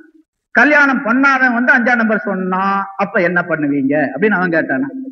இவன் சொன்னா, ஜோசியக்காரன் அதுக்கும் வழி இருக்குது அப்படின்னா. அது என்னங்க, 5னை சொன்ன இவன் 5 கத்துக்கு 5 வான் அப்படின்னு சொன்னானா விளக்கம். ஒரு தடவை 2 தடவை கத்தனா பயப்பட மாட்டான், 5 தடவை கத்தனா பயப்படுவான் அப்படின்னா. ஆக இந்த மாதிரி விஷயங்கள் எல்லாம் முஸ்லிம்களிடத்தில் இருக்கக்கூடாது என்பதையும் அல்லாஹ் தஆலா சொல்லி தருகின்றான். நீங்க யூத கிறிஸ்தவர்களுக்கு அல்லாஹ் தஆலா சொல்லுகின்றான், அதுக்குள்ள பல்வேறு விளக்கங்கள் இருக்கின்றன, விஷயங்கள் இருக்கின்றன. ஸல்லல்லாஹு அலைஹி வஸல்லம் சொன்னாங்க, உங்களுடைய குருமார்கள், உங்களுடைய அஹ்பார்கள், ருஹ்பான்கள், அதாவது பாதிரிமார்கள், நீங்கள் யாரை குருமார்கள் பாதிரிமார்கள் என்பதாக சொல்லுகின்றீர்களோ, இப்ப ஆலிம்கள் ஞானவான்கள் இருக்கின்றார்களே இந்த உம்மத்துல, அது போல அந்த காலத்தில் உள்ள ஆலிமுக்கு பேர் ஹிப்ர் என்பதாக சொல்லப்படும். அந்த ஹிப்ர் ஆலிம், அதை விட கொஞ்சம் அதிகமாக படித்தவருக்கு பெயர், அதிகமாக ஞானம் உள்ளவருக்கு பெயர் ருஹ்பான் என்பதாக சொல்லப்படும். அல்லாஹ் தஆலா குர்ஆன்ல வேறொரு இடத்திலே சொல்லி காட்டுகின்றான், இத்தஹது அஹ்பாரஹும் ருஹ்பானஹும் அர்பாபம் மின் தூனில்லாஹ். இந்த யூதர்கள் கிறிஸ்தவர்கள் இருக்கின்றார்களே, அவர்கள் தங்களுடைய குருமார்களை, தங்களுடைய ஆலிம்களை தெய்வங்களாக ஆக்கிக் கொண்டார்கள் அல்லாஹ்வை விட்டுவிட்டு என்று அல்லாஹ் தஆலா சொல்லுகின்றான். நாங்க தெய்வங்களாக அப்படியெல்லாம் ஆக்கலையே, அவங்கள வணங்கலையே அப்படின்னு சொன்னாங்க. அப்ப ஸல்லல்லாஹு அலைஹி வஸல்லம் சொல்லி காட்டினாங்க, சில விஷயங்களை அவர்கள் எதை சொல்லுகின்றார்களோ அதையெல்லாம் நீங்கள் செய்யக்கூடியவர்களாக இல்லையா? அல்லாஹ் வேதத்திலே ஹராம் என்று சொல்லிய விஷயங்களை எல்லாம் அவர்கள் ஹலால் ஆக்கி வைத்தார்கள். உங்களுக்கு ஹலால் ஆக்கி வைத்தவுடனே அதை ஹலால் என்பதாக நீங்களும் ஒப்புக்கொண்டு அதை செய்ய ஆரம்பிச்சீங்க. சில ஹராமான விஷயங்களை ஹலால் ஆக்கி வச்சு ஹலாலான விஷயங்களை ஹராம் ஆக்கி வைத்தார்கள் அந்த பாதிரிமார்கள், அந்த குருமார்கள். அதை நீங்கள் ஏற்றுக்கொள்ளவில்லையா என்பதாக கேட்டார். ஆமா, ஏற்றுக்கொண்டோம். அதுதான் அல்லாஹ்வை தவிர அவங்கள வணங்குறதுன்னு அர்த்தம். வணங்குறதுன்னு சொன்னா சஜ்தா செய்யறது மட்டுமல்ல, அல்லாஹ் தஆலாவுடைய ரசூலுடைய சட்டங்கள் இருக்கின்றன, அந்த சட்டங்களை மாற்றி ஒருத்தர் சொல்லுகின்றாரு. பொய் பேசக்கூடாது அப்படின்னு இருக்குது, அல்லாஹ் ரசூலுடைய சட்டம் தெளிவான சட்டம். அது ஒரு குரு சொல்றாரு, ஒரு பெரிய ஷேக் சொல்றாரு, அதெல்லாம் போய் இந்த நாட்டுல பொய்யெல்லாம் பேசலாங்க அப்படிங்கிறாரு. இது காபிர் நாடு, அதனால பொய்யெல்லாம் சொல்லலாம் அப்படின்றாரு. இப்ப அவர் சொல்ல நம்பி இவர் எனக்கு ஷேக் அவரு வழிகாட்டி, அதனால அவர் பொய் சொல்லலாம்னு சொல்றாரு, அதனால பொய் சொல்லலாம் அப்படின்னு பொய் சொன்னா இப்ப இவரை தெய்வமாக ஆக்கி கொண்டா அர்த்தம். அது எண்ணெய் வைக்கிறதுனா அவர் சஜிதா செய்யறது மட்டுமல்ல, ஹராமை ஹலாலாக அவர் ஆக்கி தந்தால், அல்லது ஹராமை ஹலாலாக ஆக்கி தந்தால், அதை ஏற்று செயல்பட்டால் அவர் தெய்வமாக ஆக்கி கொண்டதுதான் அர்த்தம். ஒரு ஷேக் சொல்றாரு, அதெல்லாம் இந்த காலத்துல ஒண்ணும் இல்லைங்க, டிவி எல்லாம் பார்க்கலாம், சினிமாவெல்லாம் பார்க்கலாம் அப்படி நிறைய பேர் இப்ப சொல்றாங்கல்ல. சினிமாவெல்லாம் பாக்குறது என்னங்க, அந்த காலத்துல சொல்லிட்டு இருந்தா இந்த காலத்துல இருக்கும். ஏன்னா நம்மகிட்ட வந்து சொல்றாங்க, உங்களை போல உள்ள ஆலிம்சா தாங்க சொல்றாரு சினிமா பார்க்கலான்ட்டு, டிவி பார்க்கலாம்னு சொல்றாரு அப்படின்னு சொன்னா இப்ப அவரை வந்து கடவுளாக ஆக்கிட்டாருன்னு அர்த்தம். அவரு யாரு சொல்றாரோ அவரை கடவுளாக ஆக்கி கொண்டார். ஒருத்தர் சொல்றாரு, ஒரு ஆலிம்சா சொல்றாரு, இந்த ஊர்ல எல்லாம் வட்டி வாங்கலாங்க, அது அந்த இஸ்லாமிய நாடா இருந்தா தான் வட்டி வாங்க கூடாது, காபிர் நாட்டுல எல்லாம் வட்டி வாங்கலாம் அப்படின்னு சொல்றாரு. அதை நம்பி அவர் வட்டி வாங்கிட்டு இருக்கிறாரு. அது இஸ்லாமிய ஆட்சியில தாங்க, அந்த காலத்துல தாங்க தாடி வைக்க சொன்னாங்க, இப்பெல்லாம் தாடி எல்லாம் வைக்க வேண்டியதில்லை அப்படின்னு சில ஷேக்மார்கள் இருக்கிறாங்க. தாடி எல்லாம் வைக்க கூடாது. ஒரு ஷேக் இருந்தாராம், அவர் இறந்து போயிட்டாரு. அவர் தாடி வச்சுக்கிட்டு, யாராவது தாடி வச்சு அவர்கிட்ட போனா, அவர்கிட்ட முறியீது வாங்கினவங்க தாடி வச்சுட்டு போனா, சுபஹானல்லாஹ் என்ன தாடி வச்சிருக்கீங்க, அஸ்தக்ஃபிருல்லாஹ், தாடி எல்லாம் வைக்க கூடாது அப்படின்னு சொல்லுவாராம். அவர் மொத்தா போயிட்டாரு இப்ப சமீபத்துல. இப்ப அந்த மாதிரி அவர் தாடி வைக்க கூடாதுன்னு சொன்னதுனால தாடி வைக்காம இருக்காங்க அவரை சேர்ந்தவர்கள். அப்படின்னா அவரை இப்ப தெய்வமா ஆக்கிட்டாங்கன்னு அர்த்தம். அந்த மாதிரி ஆக்கிக் கொள்ளாதீர்கள் என்று அல்லாஹ் தஆலா இங்கே சொல்லுகின்றான். அல்லாஹ் என்ன சட்டத்தை சொன்னானோ, ஸல்லல்லாஹு அலைஹி வஸல்லம் என்ன சட்டத்தை சொன்னார்களோ அந்த சட்டம் தான், அந்த சட்டத்தை செயல்படுத்துவதுதான் அல்லாஹ் வணங்குறதுன்னு அர்த்தம். இணை வைக்காமல் இருக்கிறது அப்படிங்கிறது, தெய்வத்தை வேறொரு பொருளை தெய்வமாக ஆக்கி கொள்ளாமல் இருப்பது அப்படிங்கிறது ஒரு கருத்து. அல்லாஹுவை போன்ற ஆற்றல் சக்தி மற்ற பொருள்களுக்கு இருக்கின்றது என்று நம்பாமல் இருப்பது ஒரு கருத்து. இதுவும் ஒரு கருத்து. தெய்வம் அடுத்தவங்களை தெய்வமாக ஆக்கி கொள்றது அப்படின்னு சொன்னா, அல்லாஹ் ரசூலுடைய சட்டத்துல குறுக்கிட்டு ஹலால ஹராமாக்குறது, ஹராம ஹலால் ஆக்குறது என்று யாராவது செய்தால், அதை நம்பினால், அதை நம்பி செயல்பட்டால் அவரை தெய்வமாக ஆக்கி கொண்டாருன்னு அர்த்தம். நீங்க அப்படி ஆக்கிக்கல அப்படின்னு கேட்டாங்க ஸல்லல்லாஹு அலைஹி வஸல்லம், அதுதான் நீங்க தெய்வமாக ஆக்கி கொண்டதுன்னு அர்த்தம். இந்த யூத கிறிஸ்தவர்களுடைய குருமார்கள் என்ன பண்ணாங்க, மனிதர்களுக்கு தகுந்தவாறு சட்டங்களை திருத்தி சொல்லி கொடுத்தார்கள். முன்னால சொல்லப்பட்டிருக்கு, ஜினாவுடைய விஷயத்துல, திருட்டுடைய விஷயத்துல யாராவது பணக்கார கைய வெட்ட வேண்டிய அவசியம் இல்லை, முக்கியமான குடும்பத்தை சேர்ந்தவர் அப்படின்னு சொல்லிட்டு உடனே அந்த வேதத்திலேயே ஒரு திருத்தத்தை ஏற்படுத்தி போடுவார்கள். நம்ம அரசியல் சாஸ்திரங்களை திருத்துற மாதிரி ஒரு திருத்தம் அந்த இடத்துல கொண்டு வந்துடுறது. எல்லா பாதிரிமார்களும் ஒன்னா சேர்ந்து கூடி இன்னைக்கு இந்த மாற்றம் அரசியல் சாசனத்துல இத்தனையா நம்பர்ல என்ன திருத்தம் அப்படிங்கிற மாதிரி அந்த தௌராத் வேதத்துல, இன்ஜீல் வேதத்துல ஒரு திருத்தத்தை ஏற்படுத்திடுறது. ஒரு 300 வருஷத்துக்கு முன்னாலே கணக்கு போட்டாங்க. 300 வருஷத்துக்கு முன்னால உள்ள நிகழ்ச்சியின்படிக்கு அவங்க பைபிள், அதாவது தௌராத்திலையும் இன்ஜீல்லையும் மொத்தமாக 10,000 இடத்துல வந்து சட்டங்களை மாத்தி இருக்கிறாங்க. 10,000 இடங்கள், 10,000 இடத்துல திருத்தங்கள் செய்யப்பட்டிருக்கு. 200-300 வருஷத்துக்கு முன்னால் உள்ள பிரச்சனை. இப்ப இன்னும் அதிகமான திருத்தங்கள்.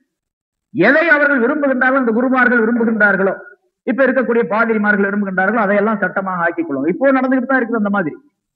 அப்படி சட்டங்களை மாற்றி சொல்லி அதை மக்களை செயல்படுத்த வைப்பது இருக்கின்றதே, அதுதான் உங்களில் சிலரை தெய்வங்களாக ஆக்கிக் கொள்வது என்பது. அதை செய்யக்கூடாது. வலா எத்தகித பாபுனா பாவன் அர்பாபம் என்றோன் இல்லா, நம்மில் சிலரை தெய்வங்களாக ஆக்கிக் கொள்ளக் கூடாது என்ற கலிமாவின் பக்கமும் வாருங்கள், என்ற விஷயத்தின் பக்கம் வாருங்கள் என்று நபியை நீங்கள் சொல்லிவிடுங்கள். இதெல்லாம் உலக மக்கள் அனைவருக்கும் சொல்லப்பட வேண்டிய விஷயம் என்பதை அல்லாஹ் சொல்லி காட்டுகின்றார். அதே போல மனிதர்களை தெய்வங்களாக ஆக்கிக் கொள்ளக் கூடாது அப்படின்னு சொன்னா, சட்டத்தை மாத்தி சொன்னா ஏற்றுக்கொள்றது அப்படிங்கிறது ஒண்ணு. இரண்டாவது, அல்லாஹுக்கு செய்வதை போன்று மரியாதை செய்வது, அல்லாஹுக்கு செய்வதை போன்று சஜிதா செய்யறது, குனியறது, ருக்கோ சுஜூத் செய்யறது, பணிவு செய்யறது, இதெல்லாம் அல்லாஹுக்கு செய்ய வேண்டிய விஷயங்கள். அல்லாஹுக்கு செய்வதை போன்று எந்த மனிதனுக்கும் செய்யக்கூடாது. அவ்வளவு எவ்வளவு பெரிய ஆலிமா இருந்தாலும் சரி, எவ்வளவு பெரிய ஷேഖா இருந்தாலும் சரி, எவ்வளவு பெரிய நபியா இருந்தாலும் சரி. ஸல்லல்லாஹு அலைஹி வஸல்லம் அவர்களிடத்துல சஹாபாக்கள் கேட்ட முன்னால் நிறைய சொல்லி இருக்கிற இதை பத்தி. ஒரு சஹாபி கேட்கின்றார், யா ரசூலல்லாஹ் அயன்ஹனி பாதுனா லி பாதின், எங்களில் சிலருக்காக வேண்டி மரியாதைக்காக வேண்டி குனியலாமா அப்படின்னு கேட்டார். காலலா, கூடாது அப்படின்னு சொன்னாங்க. குனியலாமா அப்படின்னு கேட்டா குனிய கூடாது. அய்யுஹானிகு பாதுனா பாவன், எங்களில் சிலரை அணைக்கலாமா, முஆனகா செய்யலாமா, லா கூடாது அப்படின்னு சொன்னாங்க. வலாக்கின் தசாபஹு, நீங்கள் முசாஃபஹா செய்து கொள்ளுங்கள் என்று ஸல்லல்லாஹு அலைஹி வஸல்லம் சொன்னாங்க. இங்க முஆனகா செய்யக்கூடாது அப்படின்னு இந்த ஹதீஸ்ல வந்திருக்கு. ஆனா வேற ஹதீஸ்ல முஆனகா செய்யலாம், முஆனகா செய்யக்கூடாது. அதாவது கட்டி அணைக்கிறாங்கல்ல, காட்சிக்கு போறவங்கள முஆனகா செய்யறாங்களா, பேர் முஆனகான்னு சொல்றது, அணைப்பது அப்படிங்கிறது. இங்க கூடாதுன்னு ஸல்லல்லாஹு அலைஹி வஸல்லம் சொன்னதுக்கு ஒரு காரணம், கூடும் என்று வேறொரு இடத்துல சொன்னதுக்கு, வேறொரு ஹதீஸ்ல சொன்னதுக்கு இன்னொரு காரணம். கூடாதுன்னு சொன்னதுக்கு காரணம் என்னன்னு கேட்டா, அந்த கூடுங்கிறது தான் சரி, அந்த ஹதீஸ் தான் எடுத்திருக்கிறாங்க உலமாக்கள். முஆனகா செய்யலாம், கட்டி அணைக்கலாம். ஆனால் அதே நேரத்தில் ஒருத்தருக்கு தவறான உணர்வு ஏற்படுது. ஒரு கல்யாணம் பண்ணாத ஆளு அவர் போய் இன்னொரு வாலிபரை கட்டி பிடிக்கும் போது அவருக்கு ஒரு தவறான எண்ணம் ஏற்படுது, ஷைத்தானுடைய எண்ணம் ஏற்படுது அப்படின்னு சொன்னா அவர் முஆனகா செய்யறது ஹராம், கூடாது, அவருக்கு கூடாது. முஆனகா செய்யறது மொத்தத்துல கூடும், ஆனால் அப்படிப்பட்ட மனிதர், தவறான உணர்வு உள்ள அந்த மனிதர் செய்வது கூடாது. இங்க ஸல்லல்லாஹு அலைஹி வஸல்லம் கூடாது அப்படின்னு சொன்னது, அந்த கேட்ட மனிதர் வாலிபரா இருந்திருக்கலாம், கேட்ட மனிதர் வாலிபராக இருந்திருக்கா, அதனால கூடாதுன்னு சொன்னாங்க அப்படிங்கிற கருத்து சொல்லப்பட்டிருக்கு. ஆனா முஆனகா செய்வது பொதுப்படையாக கூடும், அந்த மாதிரி தவறான கருத்து இருந்தால் செய்தால் கூடாது.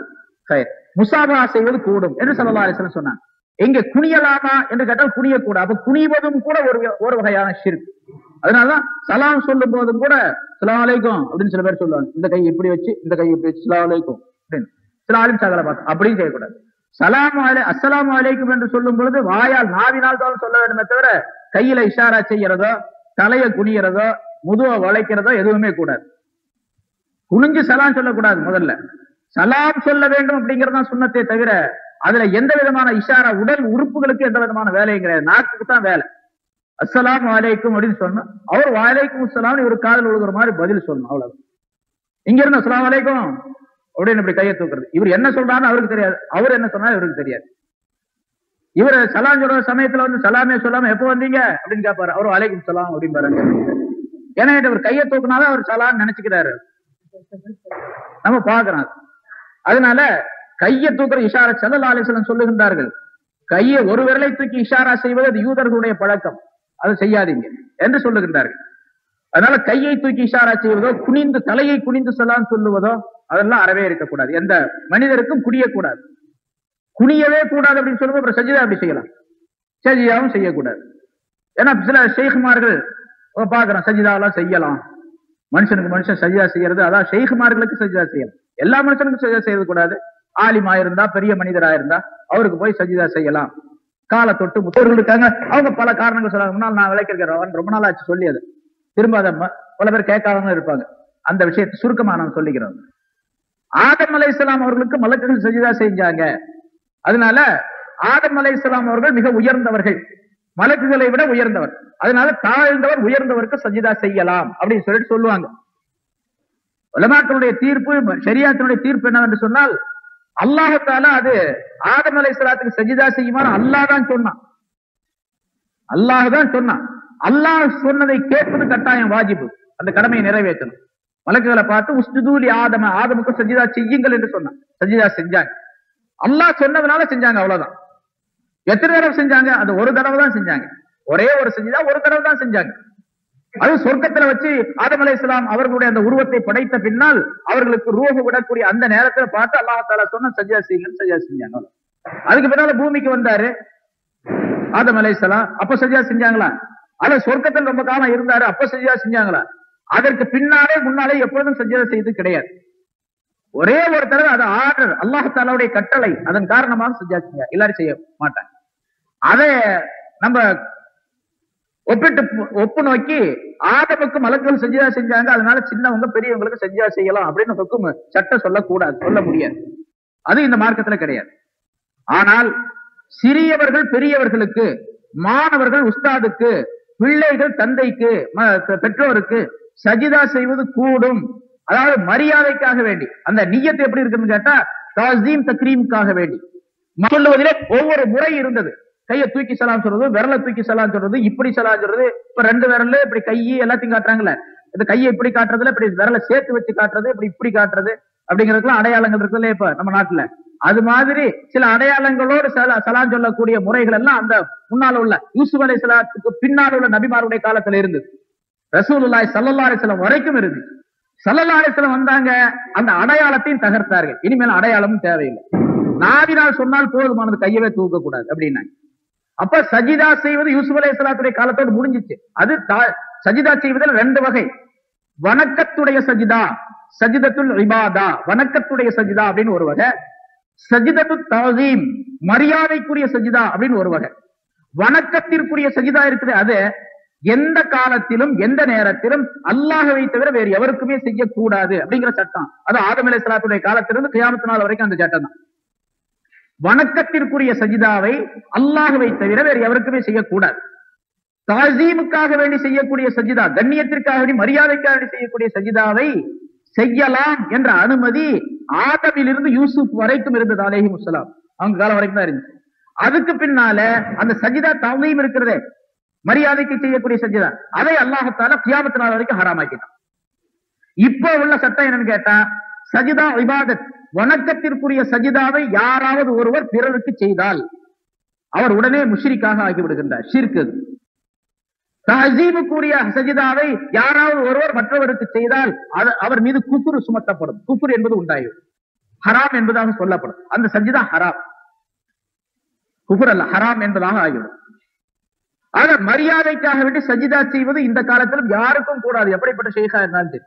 சில பேரு அந்த ஆதம் அலைஹிஸ்ஸலாத்துக்கு சஜிதா செய்ததை ஒப்பிட்டு காட்டி, யூசுப் அலைஹிஸ்ஸலாம் அவர்களுக்கு அவர்களுடைய சகோதரர்கள் சஜிதா செய்வதை சொல்லி காட்டி, அவங்க எல்லாம் சஜிதா செஞ்சாங்கன்னா அல்லாஹ் தஆலா குர்ஆன்ல சொல்றான், அதனால மரியாதைக்காக சஜிதா செய்வது கூடும் என்று சொல்லக்கூடியவர்கள் இருக்கிறாங்க.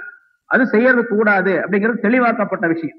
அதனால இங்க வலா யத்தகித பஅதுனா பஅதன் அர்பாபன் மின் தூனில்லாஹ், நம்மில் சிலரை அல்லாஹை தவிர தெய்வங்களாக ஆக்கிக் கொள்ளக் கூடாது என்பதின் பக்கமும் வாருங்கள் என்று சொன்னால், அதுல முன்னால சொல்லப்பட்ட அல்லாஹுவை போன்றுள்ள ஆற்றல் சக்தி மற்றவர்களுக்கு இருக்கிறது என்று நம்பவும் கூடாது. அதே போன்று அல்லாஹுக்கு சஜிதா செய்வதை போன்று சஜிதாவும் செய்யக்கூடாது. அல்லது காலை தொட்டு முத்தமிடுவது அப்படிங்கிறது கூடாது. அது வாயை கொண்டு போய் காலில் வச்சு முத்தமிட்டாலும் சரி, அல்லது குனிஞ்சு கையால் தொட்டு முத்தமிட்டாலும் சரி, எப்படி இருந்தாலும் சரி காலை தொட்டு முத்தமிடுவதும் கூடாது. சில உலமாக்கள் இப்படி சொல்லுகின்றார்கள், பெற்றோர்களுடைய கால்களை முத்தமிடலாம், பெற்றோர்களுடைய கால்களை முத்தமிடலாம் அப்படின்னு சொல்லிட்டு. பெற்றோர்களுடைய காலை முத்தமிடுவதாக இருந்தாலும் கூட அதுல ஒரு ஒழுக்கத்தை கவனிக்கணும். அந்த நேரத்தில் நிய்யத் என்பது மரியாதைக்காக வேண்டி நான் குனிகிறேன் என்பதாகவோ, அல்லது நான் தலையை தாழ்த்துகிறேன் அப்படிங்கிறதாகவோ, சஜிதாவுடைய எண்ணமோ ருக்குவுடைய எண்ணமோ அந்த இடத்துல வந்துடக்கூடாது. இந்த விஷயங்களை தேவபந்த் மதரசாவுக்கு நான் எழுதி கேட்கும் பொழுது, பெற்றோர்களுடைய காலை முத்தமிடலாம், ஆனால் ஒரு நிபந்தனையுடன் அப்படின்னு சொல்லி எனக்கு பதில் எழுதிருந்தாங்க. பதில் என்ன இருக்கு, அது எப்படின்னு கேட்டா, பெற்றோர்களை ஒரு உயரமான இடத்தில் உட்கார வைத்து, பெற்றோர்களை தாயும் தந்தை ஒரு உயரமான இடத்தில் உட்கார வைத்து, இவர் குனியாத முறையில, மக்கள் மகனோ மகளோ குனியாத அமைப்பில கால் உயரமா அவருடைய வாய்கிட்ட கால் இருக்கிற அளவுக்கு உயரமாக உட்கார வைத்து அவருடைய காலை கையில் தொட்டு முத்தமிடலாம். வாயை கொண்டு போய் காலில் வைக்க கூடாது. அப்பவும் கூட கையால் அந்த காலை தொட்டு அந்த கையை முத்தமிட்டுக் கொள்வது இது ஜாயிஸ் என்பதாக எழுதினாங்க. அது முடியும், அப்படியே செய்ய முடியும். காலை முத்தமிடுறதா இருந்தா ஒரு 2-3 சேரை தூக்கி போட்டு அம்மாவை அத்தாவை மேல தூக்கி உட்கார வச்சு அதுக்குள்ள அவங்க பாடு பெரிய பாடா போயிடும். அதனால முத்தமிடுவது கூடாது. அப்படி முத்தமிடுவது என்று சொன்னால் கைகளை முத்தமிடலாம். ஞானவான்கள் ஆலிம்களுடைய கைகளை முத்தமிடுவதற்கு அனுமதி உண்டு. அதே போன்று நெற்றியில் முத்தமிடுவதற்கு அனுமதி உண்டு. நெற்றியில முத்தமிடலாம் பெரியார்களே. அதாவது அதை கூட எல்லாரையும் அல்ல, யாரையும் முத்தமிடலாம் அப்படிங்கிற அர்த்தம் அல்ல. நல்ல சிறந்த கல்விமானாக பக்திமானாக இருக்கின்றார், முத்தகையாக இருக்கின்றார். அப்படி தக்வா உள்ள அந்த மனிதரை 2 கண்களுக்கு மத்தியில நெற்றியில் முத்தமிடுவது போல். ஸல்லல்லாஹு அலைஹி வஸல்லம் அவர்களை பாத்திமா ரலியல்லாஹு தஆலா அன்ஹா அவர்கள் முத்தமிட்டு இருக்கின்றார்கள். பாத்திமாவை ஸல்லல்லாஹு அலைஹி வஸல்லம் அவர்கள் முத்தமிட்டிருக்காங்க அப்படி நெற்றியில். அது அன்பின் அடையாளமாக. முத்தங்கள் என்பது 5 வகை அப்படின்னு சொல்லப்பட்டிருக்குது. இன்ஷா அல்லாஹ் அடுத்த வாரம் பார்ப்பாங்க. முத்தங்கள் 5 வகை, 5 விதமான முத்தங்கள் ஜாயிஸ் இருக்குது. அது அல்லாத எந்த முத்தங்களும் கூடாது அப்படின்னு சொல்லப்பட்டிருக்கு. எங்க அப்படி இந்த மாதிரி விஷயங்களை எல்லாம், அதாவது குனியறது, சஜிதா செய்யறது அல்லது அந்த நிய்யத்துல செய்யறது, இவைகளை செய்யும் பொழுது ஒருவர் மற்றொருவரை தெய்வங்களாக ஆக்கி கொண்டார்கள் அப்படிங்கிற அர்த்தம் வந்துடும். இந்த தன்மை எதுவுமே நம்மிடத்தில் இருக்கக்கூடாது என்ற ஒரு விஷயத்தின் பக்கம் வாருங்கள் அப்படின்னு சொல்லி அழைக்க சொல்லுகின்றான் அல்லாஹ் தஆலா. இந்த அழைப்பை அரசர்களுக்கெல்லாம் ரசூலுல்லாஹி ஸல்லல்லாஹு அலைஹி வஸல்லம் அவர்கள் அனுப்பினார்கள். யூத கிறிஸ்தவர்களுக்கு இதனை சொல்லி காட்டினார்கள். பிறகு சொல்லுகின்றான் பையின் தவல்லவ், அவர்கள் புறக்கணித்தால், இப்படி எல்லாம் ஒப்புக்கொள்ள மாட்டோம், அல்லாஹ் வணங்க மாட்டோம், இணை வைக்காமல் இருக்க மாட்டோம், எங்கள்ல சிலரை வணங்காமல் இருக்க மாட்டோம் இப்படி எல்லாம் சொன்னாங்க. பையின் தவல்ல புறக்கணித்தால் ஃபகூலு, நீங்கள் சொல்லிவிடுங்கள், இஷ்ஹது, நீங்கள் சாட்சியாக இருங்கள், பி அன்னா முஸ்லிமன், நாங்கள் முஸ்லிம்களாக இருக்கின்றோம் என்பதற்கு நீங்கள் சாட்சிகளாக இருங்கள் என்று சொல்லிவிடுங்க. நாங்க முஸ்லிம், நீங்க ஒப்புக்கொள்ள மாட்டேங்கிறீங்க. எதை அல்லாஹ் இங்கே சொல்லி இருக்கின்றானோ அதையெல்லாம் நாங்கள் செய்யக்கூடிய முஸ்லிம்கள், அல்லாஹ்வுக்கு வழிபட்டு நடக்கக்கூடியவர்கள் என்பதை நீங்கள் ஒப்புக்கொள்ளுங்கள், அதற்கு நீங்கள் சாட்சியாளர்களாக இருங்கள் என்று சொல்லிவிடுங்க. இன்ஷா அல்லாஹ் அதுக்கு சில விளக்கங்கள் இருக்கு, அடுத்த வாரம் பார்ப்போம். எனவே அல்லாஹ் தஆலா தன் சம்பந்தமாக தன்னுடைய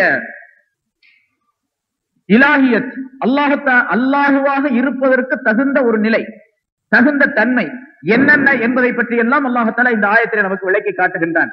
இப்படித்தான் இஸ்லாத்தை ஏற்றுக்கொண்ட ஒவ்வொரு மனிதரும் இந்த தன்மைகள் உடையவராக இருக்க வேண்டும் என்பதை அல்லாஹ் தஆலா நமக்கு அறிவிக்கின்றான். அத்தகைய நல்ல பண்புகளை, நல்ல விளக்கங்களை நம் அனைவருக்கும் அல்லாஹ் தஆலா தந்தருள்வாராக. வாஹ் தஅவானா அல்ஹம்துலில்லாஹி ரப்பில் ஆலமீன்.